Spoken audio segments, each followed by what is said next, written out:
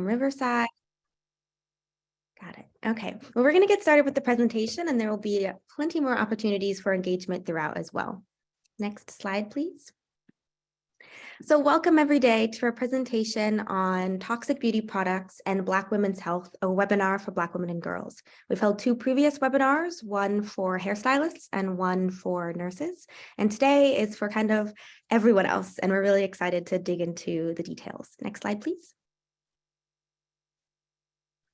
So our brief agenda is we're going to start off by talking about the why we created this project in the first place, and really what gets at the crux of the project. Then we're going to dig into a question and answer, or actually, in addition to the why, we'll also talk about the Black Beauty Project and share resources to help everyone make more informed decisions for themselves and their families, as well as to share about some awesome Black-owned beauty brands where people can shop with knowledge that the products are safe. Then we'll get into a question and answer section, and then followed by other resources, even outside of the Black Beauty Project, for people as they are navigating the Black beauty world. And we will end with a huge thanks to everybody for giving time today. Next slide, I'm going to turn it over to Astrid to talk a little bit about our organization, Black Women for Wellness. Thank you, Tiana. So welcome, everyone. Thank you. Hopefully you can hear me. On this presentation today, we will be co-facilitating it with breast cancer prevention partner, as well as our organization. And just to let you know a little bit about our organization and to introduce myself, my name is Dr. Astrid Williams. I am the program manager for the Environmental Justice Program with Black Women for Wellness. We are a 501c3 based in South Los Angeles in the Leimert Park area, and we are committed to the health and well-being of Black women and girls, and we do this through a variety of ways. We do this through health education, empowerment, and advocacy, and so we like to uplift the voices and the community in respect to health and their well-being. On this list on the right, you'll see here comprised a list of some of our signature programs that we offer through our organization. I would like to say we are deeply rooted in the in the reproductive justice movement, and we use that as a framework. And so you'll see that embodied through all the work that we do. And not to go through all of the programs here, but just to highlight a few, we have our a reproductive justice program that looks at sexuality and STI prevention and education through Get Smart Before You Get Sexy. And then also we have our Grown and Sexy programs, as well as our maternal and infant health. Our health education, we do that through a variety of ways, notably with our Kitchen Diva program, which is a plant-based program that we deliver cooking and education, and it's coupled with our food distribution. And also, I would like to say we are very active in our civic engagement, and we hold monthly talks or forums, currently online, but looking to expand that to in person again with our sisters at 8. And then just to round it out, what we're here to discuss today with our environmental justice program. So to let you know about our environmental justice team, as I mentioned, I'm Dr. Astrid Williams. I'm the program manager alongside with Tiana Shaw-Wakeman, who is our program lead. We do the work through two different facets, and just a high level here, since I know we do have a jam-packed agenda before us today. We look at the built environment in our beauty justice space. And so with that, we hold water workshops, looking at water equity, the different water systems throughout Los Angeles, empowering residents how to go about if they suspect or if they feel that they want to have a greater look at their water. Also, any resources that we can provide in that regard. We are part of a coalition called STAND, which looks at the neighborhood oil drilling to stop that and phasing out oil drilling throughout the city and County of Los Angeles, and then also getting into the space of plastics pollution. Beauty justice is what we're going to be talking about here today, but just on a high level, we do research empowerment through a variety of different ways through our workshops. We hold quarterly our Curls and Conversations, where we have a seasoned professional who comes on to talk about the different issues as Black women we can face with, managing our hair care and, having proper education around that. And then lastly, advocacy, which we'll talk about within this discussion today, the Safer Beauty Bill package. And I will turn it over to Janet. Thank you so much, Astrid and Tiana.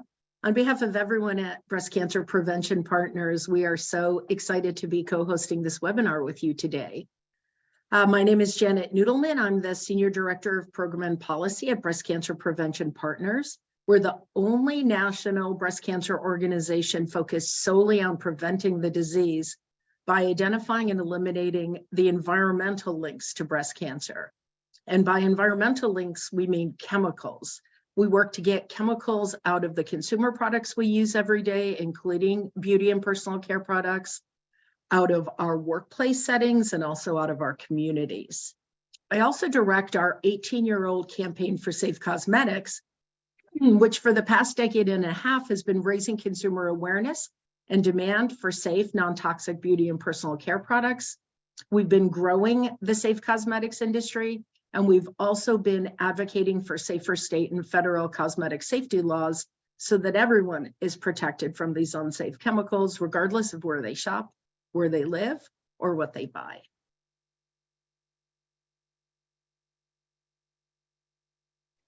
Thank you so much, Astrid and Janet. I am personally realizing that I forgot to personally introduce myself. My name is Tiana Shaw-Wakeman with Black Women's Wellness. Thank you, Astrid, for mentioning that. And I'm very happy to be here with you all today. So now we're going to dig into the why and the non-toxic Black Beauty Project. So to start off, if everyone could please post in the chat how many beauty and personal care products you think you use every day. So throughout this presentation, you'll hear us use the words cosmetic, makeup, beauty, personal care product, kind of somewhat interchangeably. So we don't just mean, hair care or makeup. We also mean mouthwash and toothpaste and really all of the products that you think that you use on a regular basis from the moment you wake up to when you go to sleep. So keeping that in mind, please post your response in the chat briefly. I'm seeing 20 plus for many. I'm seeing 12, 6, 20. Got a large range here, 3. Okay, great. Can we go to the next slide, please? Thank you. So now that you've had a chance looking at this massive list of things, everything from mascara to feminine care products to deodorants, is anybody maybe rethinking the number that you shared, if it's higher or lower? This is an important question because the EWG, which is the Environmental Working Group, estimates that the use of only 12 cosmetic products alone would expose the average consumer, the average person, to 168 unique chemicals, and many of them can be linked to health effects. I think the number can be different depending on different populations, and we'll get into that today as well. But this is really an important and sobering thought because it means that the number of beauty and personal care products that you use every day is directly related to the number of chemicals that you're being exposed to, sometimes and often without maybe even your knowledge or your consent when it comes to disclosure on certain products. So next slide, please. So now I want to get into a true or false, which kind of is going to be the crux of the presentation today. Do you think, true or false, all people of all races are equally exposed to and harmed by toxic chemicals in beauty products? And now a little hint is, I guess, the title of the project, the Black Beauty Project. So yes, I'm seeing a lot of false in the chat. Next slide, please. So exactly, the answer is false. Black people make up about 13% of the US population, but Black women purchase more beauty products per capita than any other demographic, suggesting that we are potentially more exposed to harmful ingredients in cosmetic products than other Americans as a whole. We are disproportionately exposed to toxic chemicals in our workplaces, communities, and from the beauty and personal care products we use on a regular basis. In fact, beauty products marketed to Black women and girls often contain the most toxic ingredients used by the industry. And that right there is the exact reason that the non-toxic Black Beauty Project was created, the exact reason we're here in front of you today, and the reason why we're so excited to share the many resources from the project. Next slide, please. So digging into the why is this a problem? Why does this exist? And a lot of it really does go back to structural racism. So this video is created by Dove. We do not personally endorse Dove, but the video does a good job of capturing how structural racism does play a role in this conversation from a very early age. Maybe just the blue. My dad always told me that I should love my hair. So I did. Wait for me right here for a second. Excuse me, sir. We have a strict hair policy here. I'm afraid I can't let you attend school today. Even when it wasn't easy. We talked about this. You can't wear braids if you want to walk at graduation. Even when no one else did.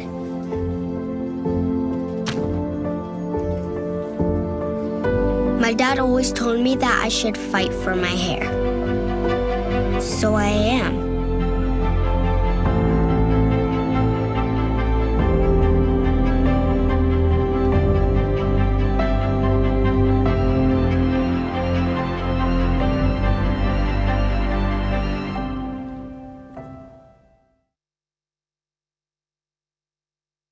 Thank you, Astrid.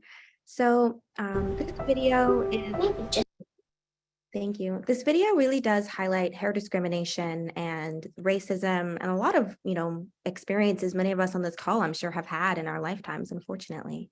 And it really relates to the crux, or one of the terms and frameworks that we think about a lot in this work, which is called the environmental injustice of beauty.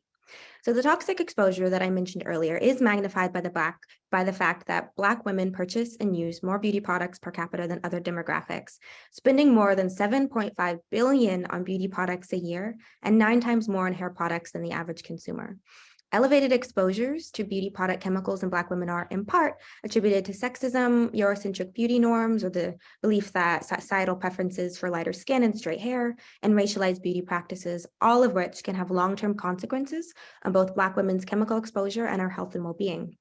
Compared to white women, women of color have higher levels of beauty product-related environmental chemicals in their bodies, independent of even socioeconomic or wealth status. And then when we also think about some kind of holistically about the work about environmental justice, we know that Black individuals are 75% more likely to live near a toxic or hazardous facility, often might live in hotter neighborhoods or experience harm from air pollution, and might also have inadequate access to healthcare or quality healthcare, all of which means that if we're getting these toxic chemicals in our beauty products and we're breathing in toxic fumes or chemicals from our environments, our neighborhoods, our communities, all of that accumulates and leads to worse and harmful health effects. Next slide, please. So there are direct links between specific beauty products and adverse health effects. So we can think of things like hair dyes and hair straighteners, relaxers, color cosmetics, perfumes, feminine care spray, sunscreens, deodorants, skin lighteners, and the list really does go on. And these have been tied to specifically reproductive and respiratory harms, such as menstrual cycle characteristics or starting a period earlier in life than maybe others, breast cancer, endometriosis, polycystic ovarian syndrome, different allergies, and different respiratory issues as well. Next slide. Now, leaning into a little bit of what Janet mentioned, Black women get breast cancer less. Now, unfortunately, the numbers are kind of inching closer to other populations, but Black women on average get breast cancer less, but actually die from it more. So the overexposure to toxic chemicals in beauty and personal care products is especially problematic for Black women because we already suffer from higher incidence and mortality related to other health concerns like breast cancer and an inequitable access to healthcare services like preventative care, screening, and treatment. The experience of Black women is a 40% breast cancer mortality rate, which is the highest of any US racial or ethnic group. Next slide, please.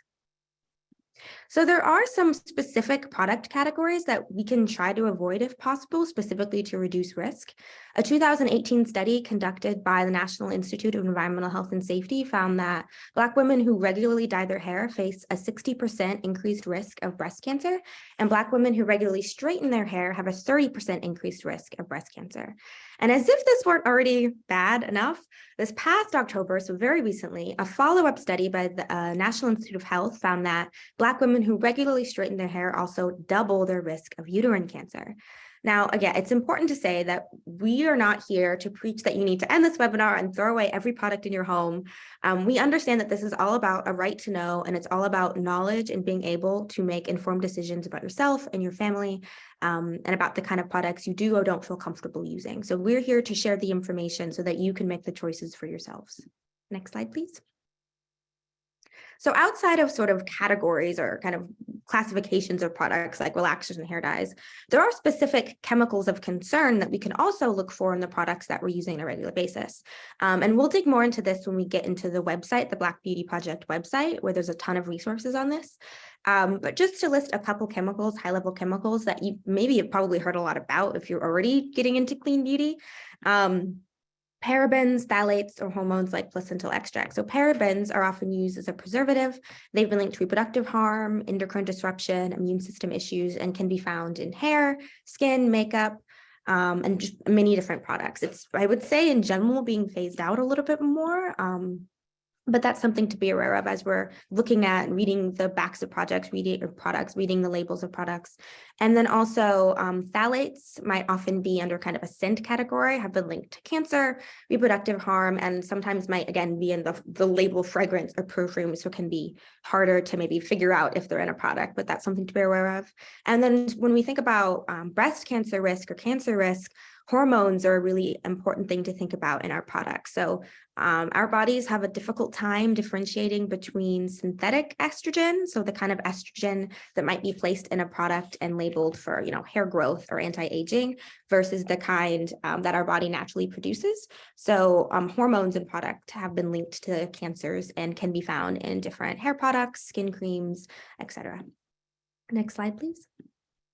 Now, up until now, I've been talking mostly about kind of all of us who are general consumers of personal care products, specifically Black women, likely consumers of personal care products.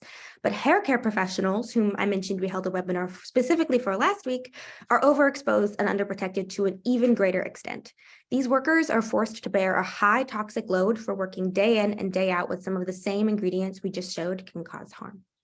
Next slide, please.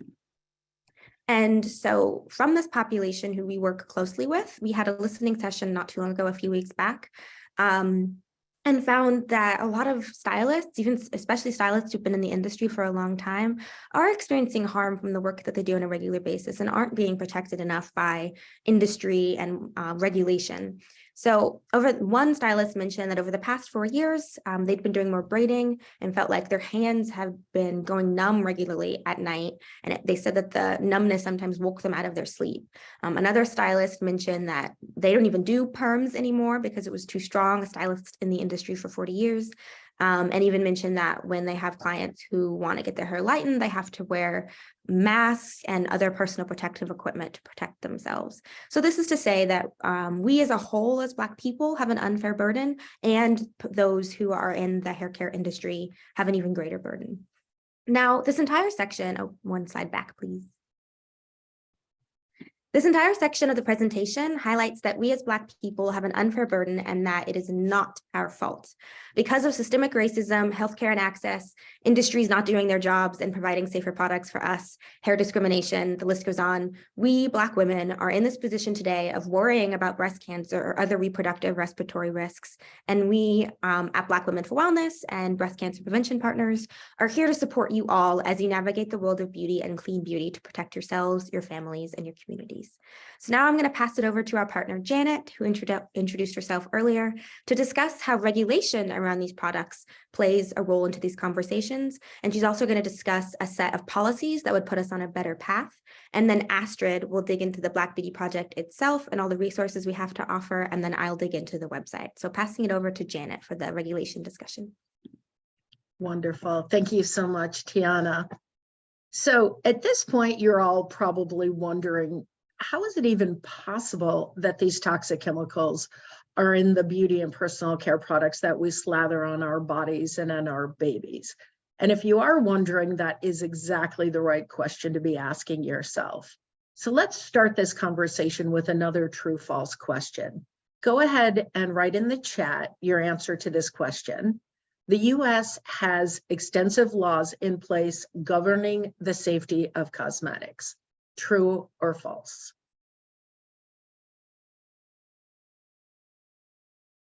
Oh, awesome. We're seeing a lot of false. I'd like that someone answer true and false. True and false. All right, next slide, please. So this slide shows just how big the beauty industry is. And the answer is false, and I'm going to tell you why. The $100 billion cosmetics industry uses over 10,000 industrial chemicals to create the beauty and personal care products we use every day. And these are the same chemicals that are used to grease gears, stabilize plastics, clean your floors. They're really nasty, aggressive chemicals. Unfortunately, the federal law that exists to regulate this $100 billion cosmetics industry is only 2.5 pages long, and it has not been significantly updated since 1938, over 80 years ago. And this is a really stark contrast. If you take a look at the number of chemicals that are banned or restricted in the European Union from cosmetics, you'll see that that number equals more than 2,400 in comparison to the number of chemicals banned or restricted by the United States, our Federal Drug Administration, which is only 11. So we're in deep trouble when it comes to the regulatory framework that exists in the United States to protect women, men, children from unsafe chemicals in cosmetics. Next slide, please. So again, you might be wondering, how is this possible, much less legal? Most people think that the FDA regulates the safety of cosmetics the same way they do food or drugs. And the reality is that couldn't be furthest from the truth. Cosmetic products are the least regulated consumer products in the market today. The FDA can't conduct pre-market safety testing or review of the safety of the ingredients in cosmetics. A cosmetic manufacturer can use almost any raw material as a cosmetic ingredient, and the FDA can't issue mandatory recall of cosmetic products, even if they're harming the health of consumers. And two really good examples of that happened pretty recently was the presence of asbestos that was found in kids' cosmetics being sold by Claire's, and the presence of asbestos in talc-based baby powder being sold by Johnson & Johnson. And these results, the presence of asbestos, was found by the Food and Drug Administration itself. Another great example is the presence of formaldehyde in hair straightening products like Brazilian Blowout. Recent testing was conducted and found that the level of formaldehyde, which is a known human carcinogen that was found in Brazilian Blowout, exceeded the amount that's used by undertakers to embalm dead people. So this is a real problem. No one's questioning whether or not the chemicals that have been detected in these products are toxic. It's just that the FDA lacks the statutory authority to recall them from store shelves. Next slide, please. So this slide illustrates really, again, very starkly, the contrast between the chemicals that are banned by the European Union, but are legal for sale in the United States. And as I mentioned a minute ago, more than 2,400 chemicals have been banned by the European Union, but are legal and present in products legally sold here in the United States. For example, I mentioned formaldehyde in hair straightening products. What a lot of people don't know is formaldehyde is also used as a preservative in a whole host of personal care products, ranging from shampoo to conditioner to body lotion. Another really good example are hormonally active parabens that are used as well as preservatives in a whole host of products. Phenylenediamines are banned by the European Union, but they're present in hair dyes. And then finally, phthalates can be found in nail polish, feminine hygiene spray, and then also is very prevalent in fragrance products. Next slide, please.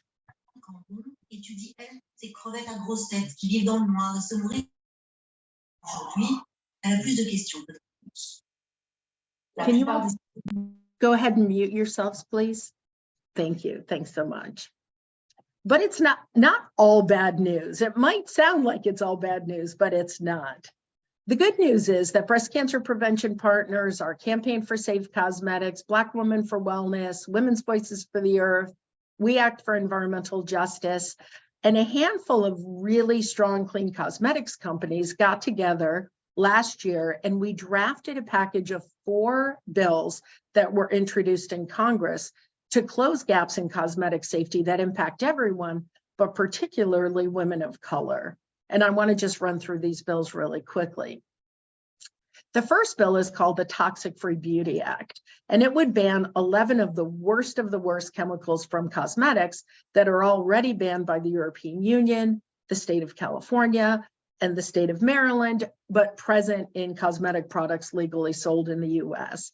And these are chemicals including mercury, which is still found in skin lightening products, 2 different phenylenediamines found in hair dyes, 4 types of formaldehyde, a couple of the worst parabens, and again, the list goes on. It would also ban the entire class of perfluorinated forever chemicals. These are the chemicals, they're called PFAS chemicals, that are found in Teflon-coated frying pans, but are also found in a whole host of personal care and beauty products. This is a really important law that, again, would just level the playing field between the United States and the European Union. The second bill is called the Fragrance and Flavor Ingredient Disclosure Act, and it's based on a law that was enacted in 2020 in California that forces the disclosure of toxic fragrance and flavor chemicals that are present, again, in the personal care and beauty products that smell good, which is the majority of the products that we use every day. The third bill is a really important bill, the Cosmetic Safety Protections for Women of Color and Salon Workers bill. It would force the disclosure of the ingredients in professional hair, beauty, and nail salon products, because currently, by law, those ingredients do not have to be disclosed to the salon workers who work with them every day, which presents them with a real double trouble, because they're not only exposed to these chemicals in the beauty and personal care products they personally use, but then they're also exposed 24/7 to the chemicals in the products that they use in a salon setting. It would also fund federal research into the worst of the worst chemicals in beauty and personal care products and salon products, so we can understand better what those chemicals are and where they are. And then it would fund the creation of green chemistry safer alternatives. And then finally, the Supply Chain Transparency Act would get cosmetics companies the information they need from their upstream suppliers so that they can make safer products. Next slide, please.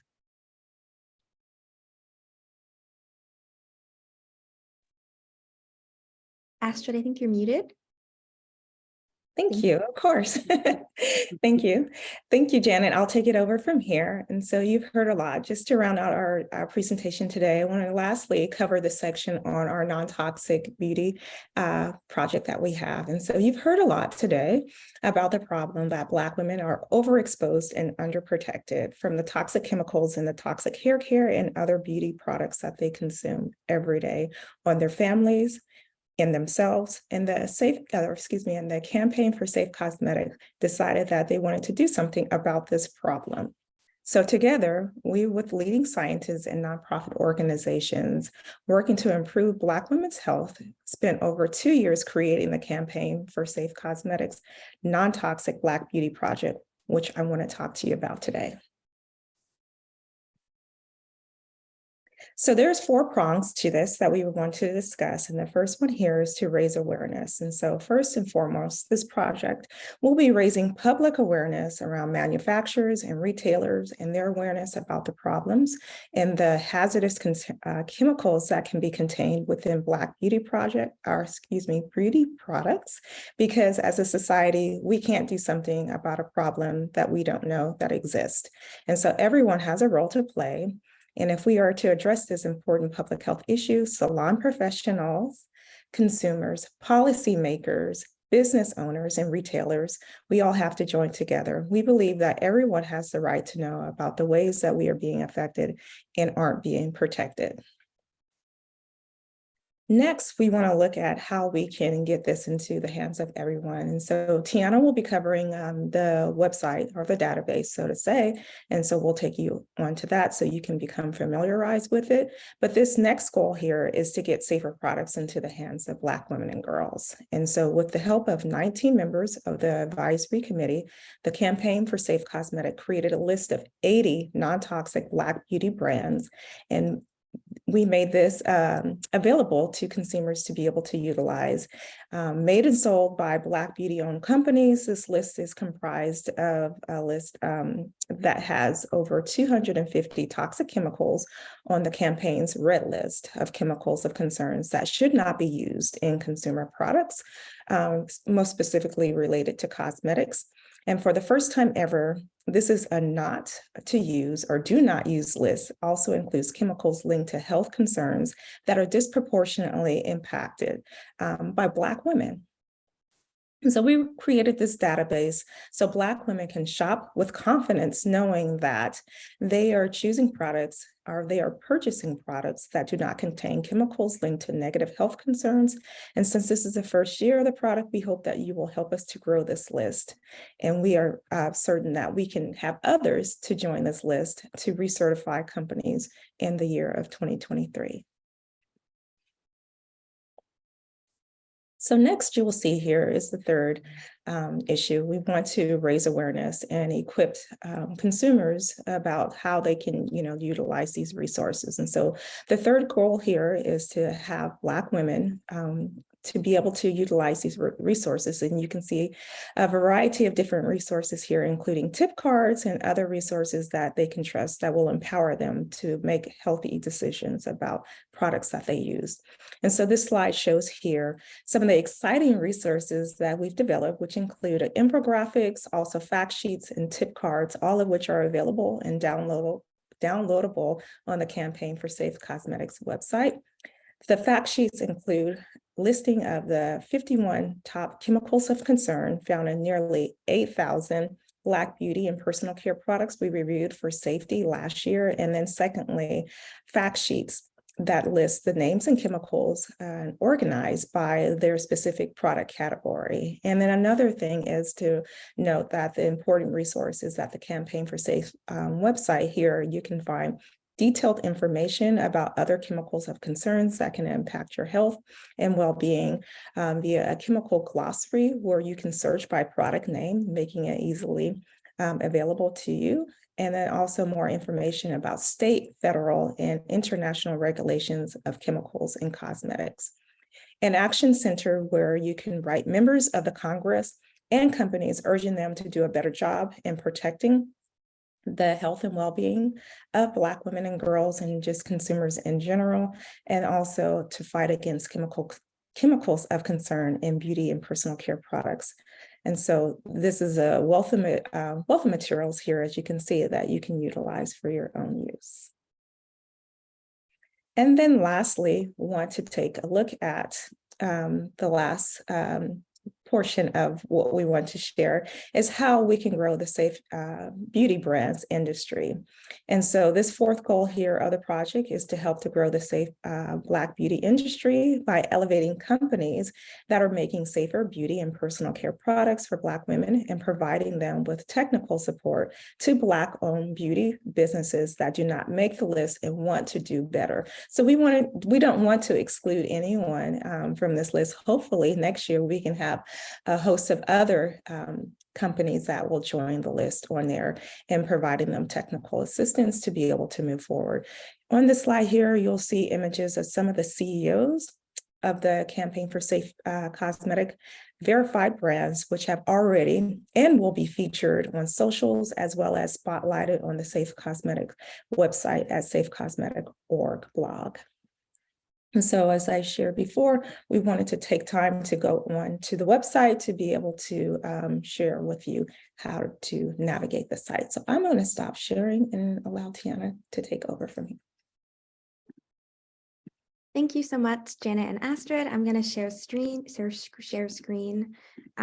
that we can take a look at the website. Can everyone see? Awesome. Okay, so here is the safecosmetics.org website, which is the kind of overarching umbrella campaign, which houses the non-toxic Black Beauty project that Janet mentioned. So on this site, you can explore the campaign for Safe Cosmetics, and you can also go directly to the non-toxic Black Beauty project, which is here. So on this project, I'm going to dig into kind of two sets of resources. So one set of resources is like information tip cards that Astrid talked about, and then the other is actually finding safe, non-toxic Black-owned beauty brands that would best suit your needs. So when you get to the website, you'll see the database, and so that's the first thing you can do. But we're going to scroll down the page, and it kind of lists a lot of what we've talked about today. So the first half of the presentation is kind of on the main page. So why we created the project, the product goals that Astrid just went over, and then featured resources. So if you click here, it'll take you to Black Beauty tips. So there are specific tip cards that have some of the kind of snippets and facts that we mentioned earlier. Then you can also look by product category. So if you're someone who's coming away with this and thinking, maybe there's one product category that I could already try to make cleaner in my life, and maybe you're thinking that's your makeup. So you can see here the specific chemicals of concern underneath that category, and then it also lists some verified Black-owned brands that maybe you can consider starting with. Another wonderful resource are these two PDFs, which one of the PDFs includes the list of 51 products that are 51 ingredients and products that were found at large in 8,000 of the brands that were reviewed. And then the other one includes the same list, but broken down by product category. So the first list here, and if you are going to this list on your computer or on your phone, you can also click many of these, and it'll take you to a page that digs into the information about why that chemical of concern is there. And then this is the list again that I mentioned that's by category. So again, we always kind of advocate for reduction versus elimination, because it can be really hard to transition every personal care product you use. And I personally also advocate for starting, with one category or a couple products at a time. And that takes us into the second part, resources that are available to you all. So next we have the database. So the database has both the list of every toxic or every brand that has been verified by the Non-Toxic Black Beauty Project. But if you're really curious and about looking for a specific product type, a specific brand, product category, or under a specific price range, that's where this database and this filter and this search engine really comes in handy. So if you're specifically maybe interested in bar soap, you can start there. And it will show all of the bar soaps across all of the brands that have been verified and that do not include any of the chemicals that we've mentioned or that the project reviewed. And then if you're specifically interested in one, it's festive season and we'll click peppermint soap, then it'll take you to that page, show you the ingredients that are in that product, the product type, product category, and you can also go to the product and purchase it if you'd like. So these are kind of the two large categories of both, the information that you're interested in, and then also the database for you to review. Now, we also mentioned that there's an action center. So if you're interested in taking action and supporting the bill that Janet spoke about, you can also take action on the website. And for there, I went to resources, laws, regulations, and there's a take action section. And you can take action by reaching out to your representatives to support the Safer Beauty Bill package. And then we also have updates on some of the laws and regulations to better protect us as consumers. So that is a high-level overview. And then if you ever get lost, which I often do on these websites, you can also go back to the main page by just clicking the logo and then start fresh on the Non-Toxic Black Beauty Project.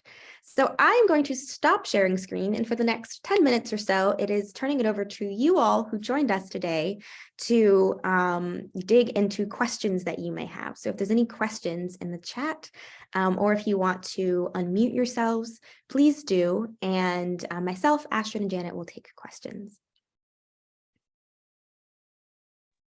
I have a question. Good afternoon, morning, no morning.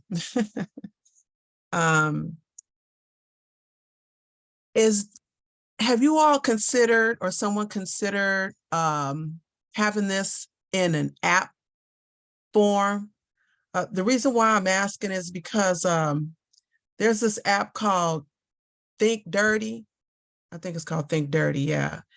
And when I'm in the store, I can take this app and hold it up to the barcode of a product and see if it, how dirty it is, like if it's, on a scale of 1 to 10 or whatever.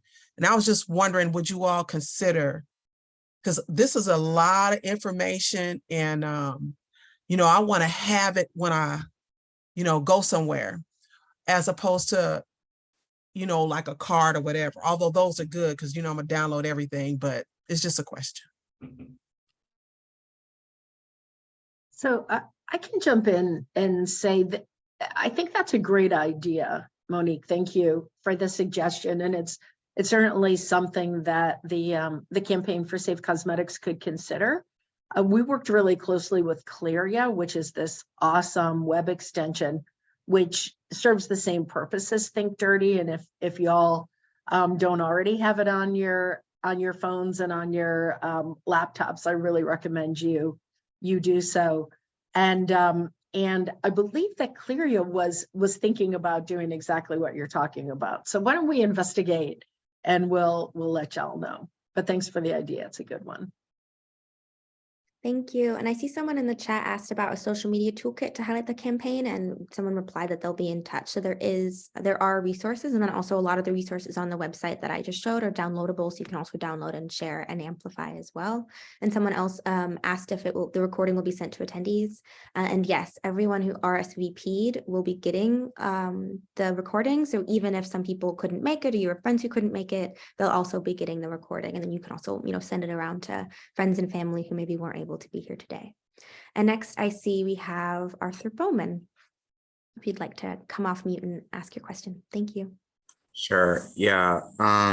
Thank you for a wonderful presentation. I'm curious to know if there are, so you mentioned that, in part, FDA has some ambiguous regulatory authority around this. And I'm curious to know if there are other agencies that can participate in directed rulemaking, especially kind of thinking about agencies that handle commerce and that sort of thing.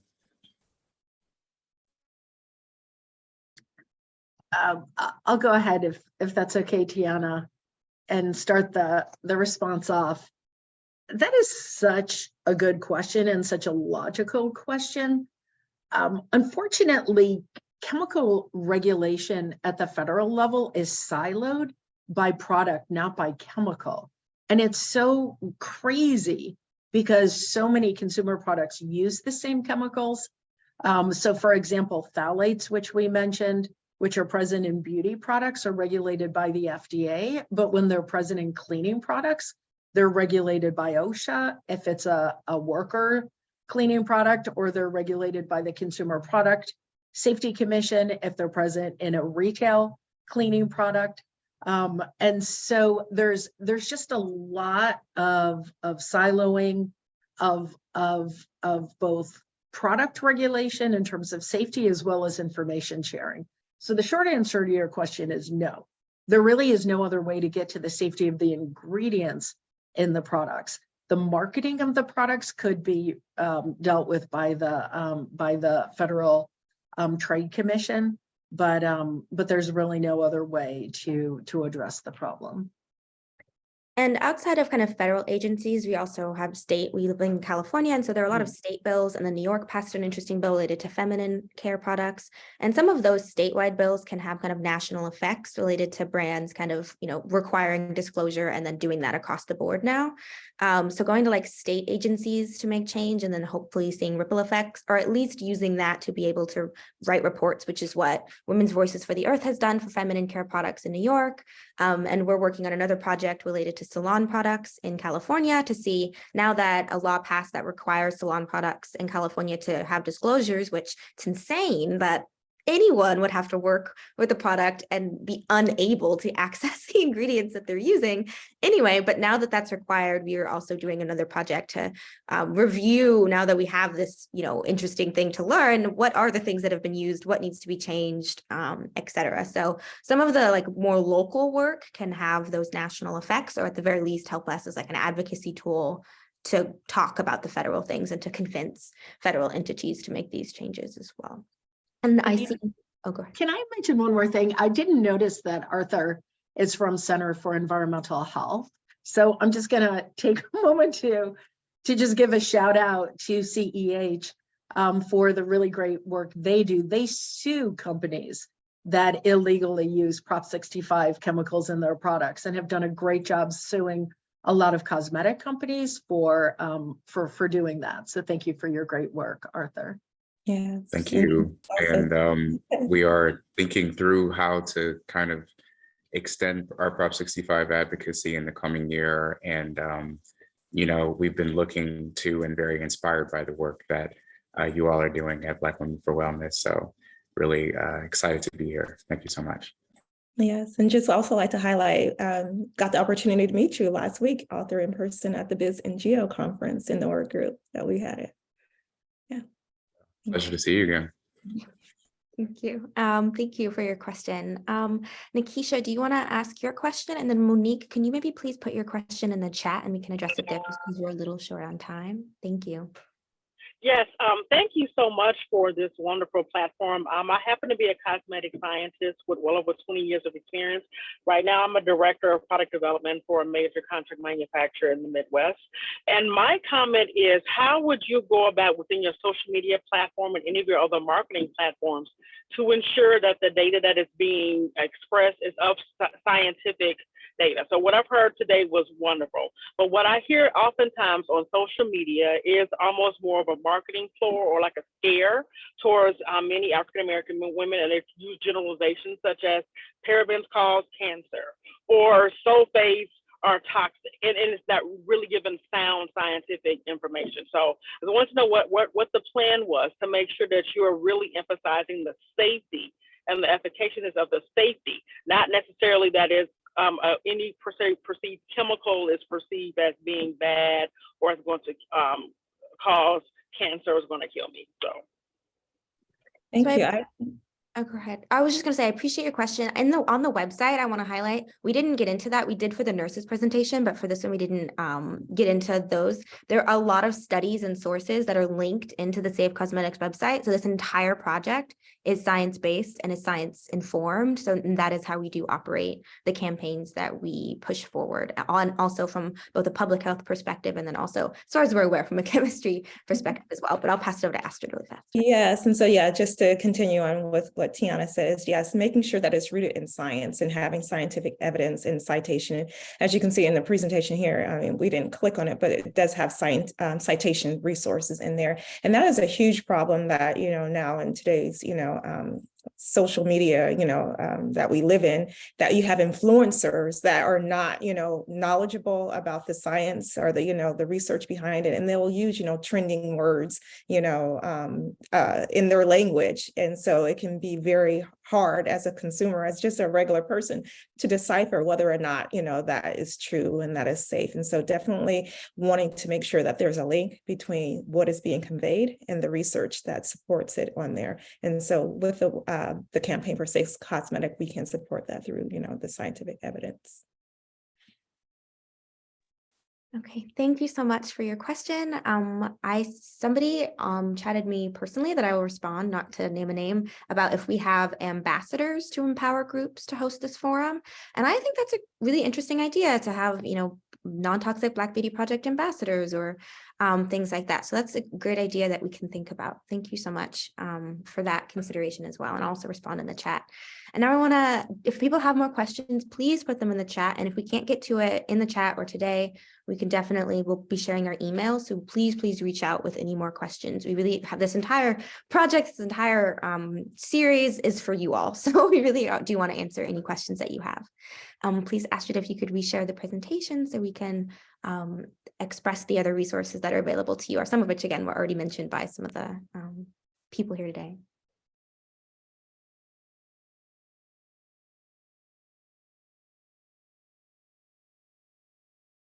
Okay, so just completed question and answer. Next slide, please. Thank you. So the Non-Toxic Black Beauty Project and the Campaign for Safe Cosmetics are wonderful resources for you all, and we hope that you will make use of them after this presentation. But there are others. So Janet mentioned Clearia, which is a great resource that allows you to kind of in real time see, as you are shopping, some of the ingredients of concern that might be in products you're interested in. EWG's Skin Deep is an online resource where you can put in either a product, brand, or an ingredient, and it will give you a score from like EWG verified to 10, and in between shows you their rating of the safety based on scientific studies. So if you're curious about, again, product, brand, or ingredient, so we often look at ingredients, but a specific product as well. We at Black Women for Wellness have resources. We have a toxic-free beauty pocket guide, which is a little card that you can put in your wallet that we give out. We have a digital version and a paper version, and we also create other resources on safer cleaning as well. Breast Cancer Prevention Partners is a plethora of information, and great information, especially as it relates to breast cancer risk and other health risks. Women's Voices for the Earth is another one of our partners that has been putting out wonderful information for years.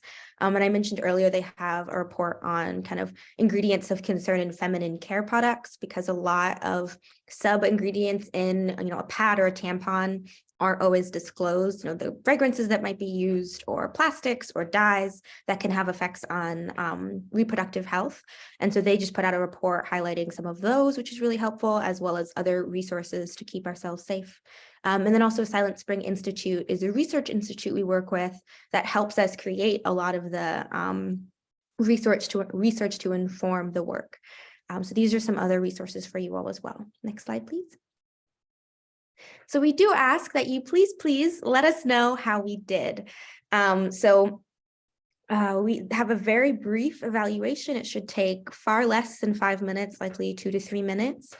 So if you could please either scan the QR code, or I'm putting the link in the chat as well, to just very briefly take the evaluation, and you'll also be sent it afterwards in the same email where you'll get the recording as well. So we do ask that people please do give an evaluation so that we can keep making sure that these events that we're hosting are best for you all, and that we can keep making sure that they're better for the next time that we host them as well. And then next slide, please. So our last slide of the day is just a huge thank you for joining us on this journey for the last hour, for asking questions, for engaging in the chat. We also want to share our website, our Facebook pages, our Instagram, our Twitter, to keep in contact. And then our emails are at the bottom, Janet's email, my email, and Astrid's email, if anyone wants to connect, collaborate, or if you have any further questions. And I'm actually, that is the conclusion of our presentation today, but we will stay on for 1 or 2 more minutes if there's any more questions in the chat. And again, I just want to send a huge thank you to everyone here, to ask again for you to please take the evaluation, and to also hope that you all will make use of the wonderful Non-Toxic Black Beauty Project. Thank you. Can you put the QR code back up? I'm slow. By the time I got my phone, hold on 1 second.